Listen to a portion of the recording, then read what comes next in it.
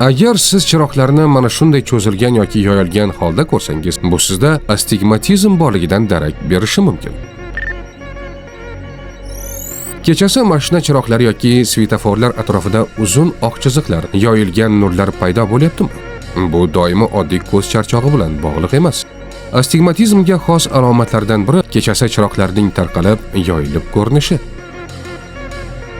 Astigmatizm bu shoh parda, kornea yoki gavhar linzaning shakli notekisligi sababli yorug'lik nurlari ko'z ichida bitta fokus nuqtasiga emas, bir nechta nuqtaga tushish natijasida tasvirning xira, buzilgan yoki yoyilgan ko'rinishiga olib keladigan refraksiya nuqsoni.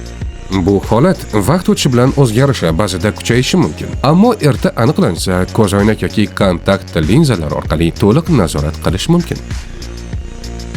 Muhim eslatma. Chiroqlarning tarqalib yoki cho'zilib ko'rinishi faqat astigmatizmda uchramaydi. Bu belgilar quyidagi holatlarda ham bo'lishi mumkin.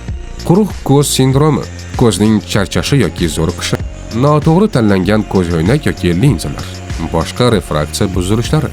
Shuning uchun eng to'g'ri yo'l, agar ushbu belgilar kuzatilsa, ko'z shifokori, oftalmolog ko'rigidan o'tish tavsiya etiladi. Tibbiyot 103 rasmiy kanalimizga obuna bo'ling.